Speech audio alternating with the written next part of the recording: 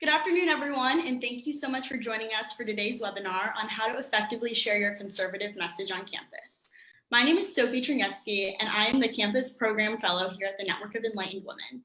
And I'm so excited to be joined today by Emma Meshell for this conversation. Thank you so much for joining us, Emma. Yes, great to be here. Thank you. Emma serves as a spokesperson at Young Americans for Liberty. In this role, she advocates for the principles of liberty through the media. Previously, Emma served as the correspondent director and spokesperson for Campus Reform, which is a project of the Leadership Institute. Prior to that, she was a policy and outreach associate at the Freedom Foundation. So Emma, you've worked a lot with students, including myself, and you've seen many successes, but also failures. What are some of the best ways that students can share their conservative message? And on the flip side, what are some things that students should avoid when trying to advocate for conservative values? Yeah, I think the first thing to remember when you're trying to advocate for whatever it is you believe in, whether it's something political or whether it's, you're an animal rights activist or whatever, there are all sorts of different things that people care about, but specific to conservatives, because I know it's not always the friendliest environment for them on campus. I think coming off with a friendly point of view towards people, and it's very disarming when someone comes at you with, these crazy accusations, you're a white supremacist, whatever, just because you're conservative, and you're disarming and you're kind to them, and you meet that anger with a kind, gentle answer. I think that's one of the most powerful things you can do, just sort of in like the very short term within a conversation. But more in a broad sense, I think it's representing the movement with that same air of kindness and warmth to people. I don't think we'll ever really get our message across, no matter what it is, if we're not treating people with dignity and respect. And it's very easy to say, well, the left doesn't do that. They don't treat us with respect, and they're always trying to cancel us. But until someone decides to rise above it and be the better person and the bigger person, I think we're just going to continue to see this more toxic political environment. So that's my encouragement to conservatives and to liberty-minded folks on campus. I would avoid coming off as a know-it-all or coming off as arrogant, even though we all know that we hold the superior point of view here, and that the ideas are better than the ideas that the left has of collectivism and of big government. We have to remember that there are these people who truly believe that they're on the right side of history. And if you come at them and you're a jerk and you're going after their personal views, they're not going to like that. So I think being kind to people and coming off in a warm, pleasant way really, really goes a long way. Yeah, and I know one thing that you always stressed to us was the importance of not fitting their narrative and not adding on to the story that they're trying to tell. Absolutely. Yeah. I mean, they want to paint anyone who believes in small government or personal liberty, they want to paint those people as bad people. So don't give them the opportunity and the chance to do that. You got to be better than what they think you are. So this kind of follows up to that, but what advice or suggestions do you have to individuals that are facing hate on campus? How do you suggest that they counter that? Yeah, I mean, that I could pretty much say the same thing I just said here, but I'll expand on it a little bit by saying, I think when people come after you and they want to attack your character, they want to attack who you are as a person, you have to learn not to take that too personally. And of course, this means also that you do need to be a good person. Don't give them any ammo against you. But when you're being attacked for the things that you believe, you have to remember, hey, this is not about me. This is about the ideas I'm holding. These people are looking to vilify me. They're looking to make me look like a bad person a lot of the time. And I think just sort of taking to heart, like, hey, I really believe in these ideas. If your ideas are rooted in a bedrock of solid principle, hearing people say rude things about you isn't going to matter, because at the end of the day, you know that you have the upper hand when it comes to the ideas. So really digging deep and getting that solid foundation of what do I believe? Why do I believe it? Rather than just sort of parroting the popular talking points within our side. I think really knowing what you believe deep down will give you a better sense of confidence, and also a better way to answer people when they do try to attack you for your points of view. Yeah, that's a great point. So what are some ways that students can make differences on their college campuses other than just being involved in political organizations? Yeah, I think helping your community around campus is a great thing you can do. There are always organizations whether or not they're political. And it sounds like you're asking sort of more about the non-political ways you can be involved. I think it's really powerful when conservatives and liberty-minded folks step up and actually help people, because it shows that our argument that we don't need big government is true. And it shows that we care about our communities. So whether that's, getting involved with your Big Brother, Big Sister program, I think that's an awesome program. I myself am actually going through the steps to try to become a big sister. It's so great to get involved in things that are greater than politics, because at the end of the day, our entire argument is that we don't need the government to take care of people. We don't need the government to, help out with these sorts of things, these problems in our society. We want the private sector to do that. But unless we as private citizens are stepping up to do those things, the left would be right. So it's important for us to really take those things into our own hands, whether it's volunteering, whether it's giving your time, whether it's perhaps donating to a cause that you believe in. There are so many ways that you can get involved in your campus community. And that shows people, if they say, well, you don't actually care about the poor, or you don't care about people who've been struggling, you can say, actually, yes, I do. Here are the things that I've been involved with here. And it's not just to give you something to point to, but it's really to help us remember why it's so important for us to fight for private sector help for people who need help rather than the government. Because as we all know, the government is not very good at solving those issues anyway. Very true. Do you have, I know you mentioned one, but do you have other organizations in particular that you really like or recommend? Yeah, there are all different kinds when you talk about like community philanthropy, but I think local soup kitchens are a very good one. Helping just feed your community. There's something so powerful about being involved in actually helping feed someone who needs a meal. I'm a big fan of women's resource centers. I think supporting women who are facing unplanned pregnancy is one of the most powerful answers to the pro-choice message. And I happen to be pro-life, but I think that we need to do a lot more to support women who are facing that difficult situation, because it is extremely difficult. And it's one thing to say you're pro-life, but it's another to walk the walk. So I think women's resource centers are huge. You can donate unused clothing that you have. You can donate all sorts of different things. You could even do rallies and fundraisers and that kind of thing. So there are so many different ways you can help out, but I would say really involve yourself in local small organizations. So that's why I'm not going to name any that are too broad and too national, because I think it's really powerful when it's on a micro local level. No, I agree completely. And then you have a little bit of a bigger impact in an area that's more important to you too. So I think that's great advice. Awesome.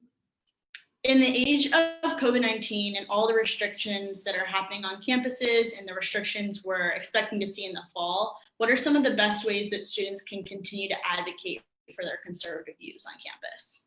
Yeah, I think the COVID-19 stuff doesn't give anyone an excuse really to not be involved in politics, because we all have in the palm of our hand access to the internet and access to all of our friends and all of this information. And COVID-19 has isolated us physically from a lot of our friends in our day-to-day lives, but it doesn't mean that we can't still be involved. And I think our generation knows this better than anyone else. It's super important for us to utilize social media and to utilize the online platform that we all have to advocate for these things. So I think staying involved on social media, using that to advocate for things, and this is something that we've seen really powerfully, regardless of how any of us might feel about it, through the Black Lives Matter protests. They have used Instagram, they've used Twitter, all different avenues of social media to really effectively advocate for their cause and to spread awareness for something that they care about. And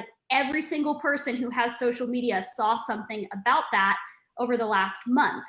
And again, regardless of how you feel about their message or what they're trying to accomplish, that's a very powerful thing. So if we can be advocating for things in a similar way, creating the type of content that people can easily share and get their message out, I think that's going to be super powerful. But also not letting it stop there, using it as a way to connect with people and to build coalitions and work towards solutions that are actually going to help us live better, freer lives. That's sort of taking the baton and running with it. And that's when you can say, all right, well, when these things die down, when these restrictions sort of start to relax, we can actually hit the ground running and do something. And that's how you can sort of plan meetings and get-togethers and rallies and all that kind of good stuff.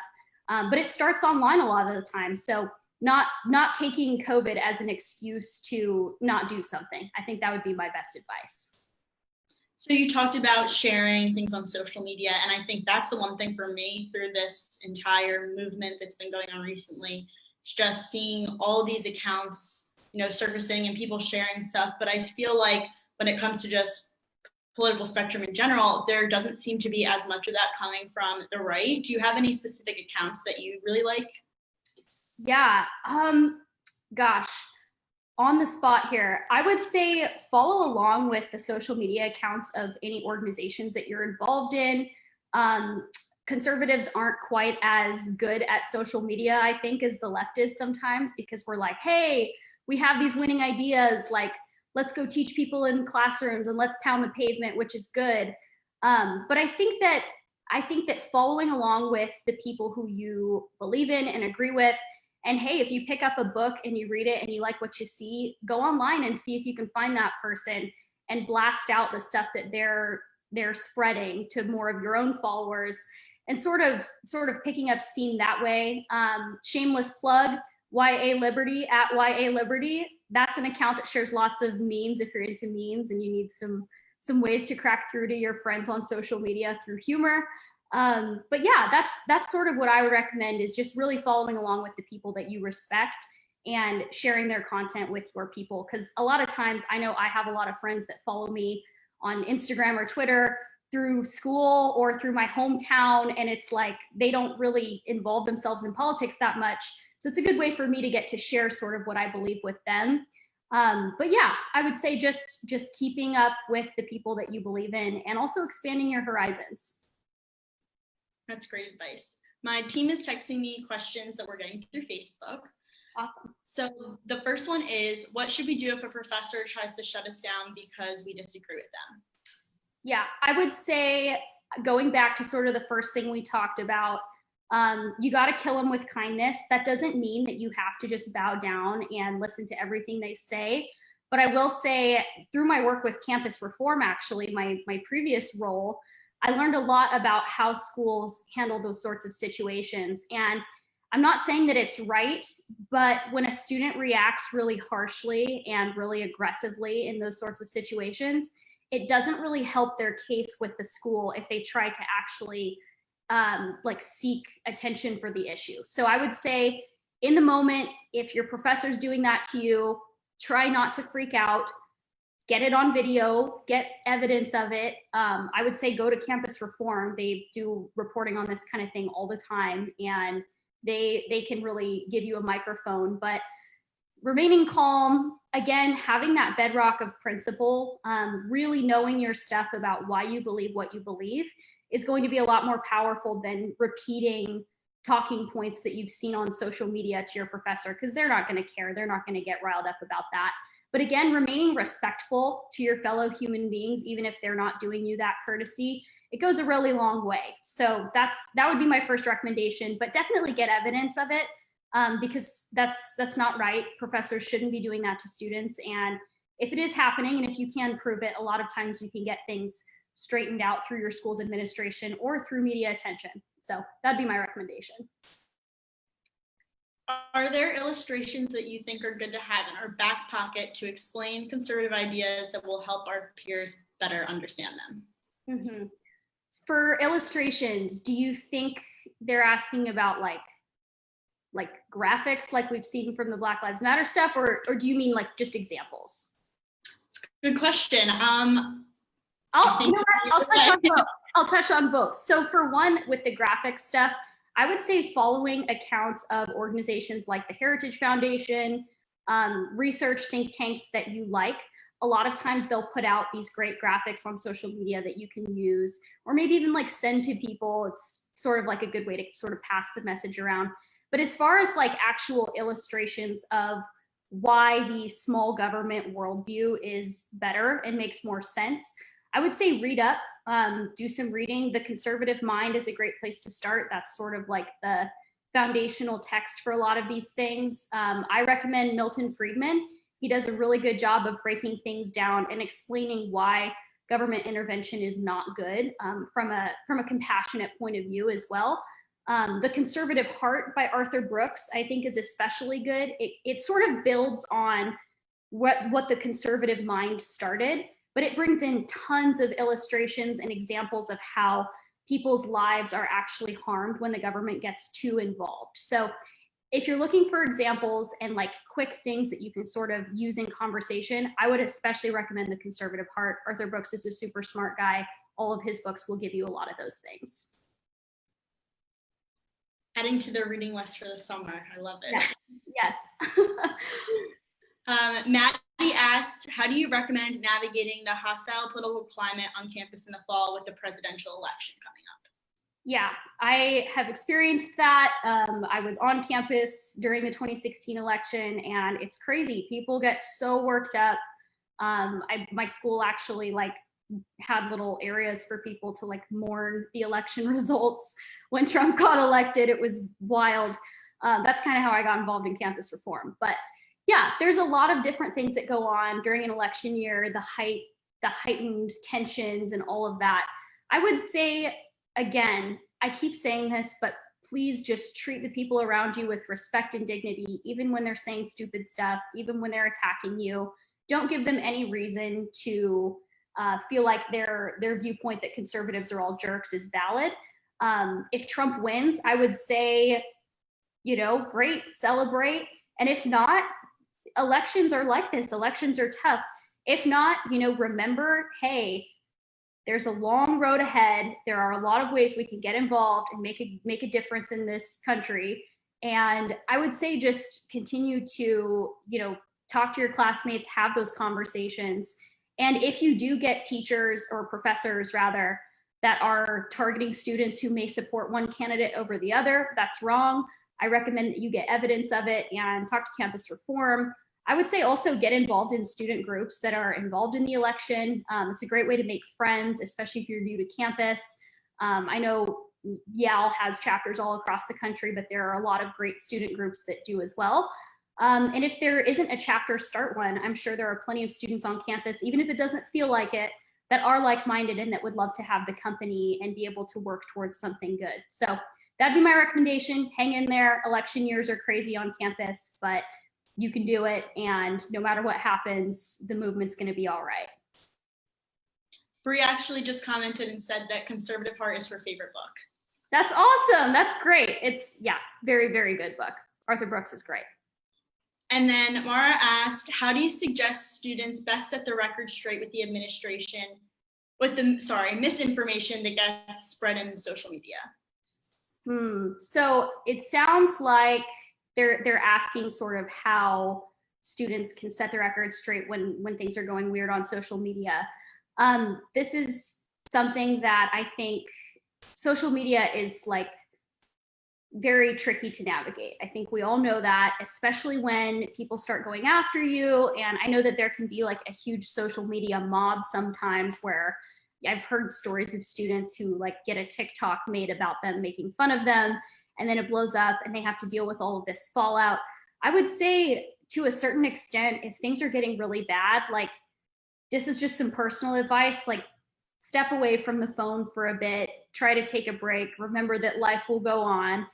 But also I would say go to your administration and talk to them about what's going on. They can't always do anything about it because students do have a right to be mean on social media. But I would say, use your platform. Social media is a platform that all of us are given, for better or worse. Use it to stand up for yourself, stand up for what you believe in. Don't be afraid to voice those things. But no, at the end of the day, hey, if someone's going to be rude to me, if they're going to be in my comment section being a hater, I don't have to be friends with them and I don't have to engage with them. And there are plenty of times where I read mean comments where I'm like, what is wrong with you? And you know what? I just have to put down the phone and just take a breather, give myself 5 minutes. And most of the time, it's not really worth engaging with. But if you are being harassed, do talk to the administration at your school and elevate it until you get someone who can help you. That's good advice. Hannah said that you mentioned that we should avoid the overused conservative talking points. What are a few talking points that we should be avoiding in particular? And what would you recommend that we focus on instead when talking with peers on campus? Yeah. So I'm hesitant to give you the list of talking points that I avoid. But what I will say is a lot of them are rooted in truth. They're true statements. They just need a little bit more elaboration. They need a little bit more sort of meat there so that people can actually understand what you're saying. One of them, and I agree with this statement wholeheartedly, no one in the world is more against socialism than I am, but I think socialism sucks is an incomplete argument. I think you need to say socialism sucks because it has led to the death of 100,000 innocent people, or socialism sucks because big government always gets out of hand, it always leads to chaos and starvation, whatever. That's a lot more powerful. Now, that's not to say that those slogans aren't helpful. And when you have, the bumper sticker on your laptop or whatever, the conversation starters are good. Just make sure that you're prepared to have that full conversation about why you believe that. So that would be more, I guess, how I would expand on that earlier comment is the taglines are okay. The conversation starters are okay. I think they're good. They're a net positive. Just be ready to have the conversation and make sure that you have the principle to back that up. Yeah, that's true. The more information you have, the easier it is to prevent them from attacking you too. Exactly. Emma, thank you so much for joining us today. This was great. I know everyone's super excited to get back on campus and, really attack their goals and try to spread the conservative message. So thank you for joining us and for all of your tips. Awesome. Thanks so much, Sophie. This was great. Absolutely. Have a good one, everyone.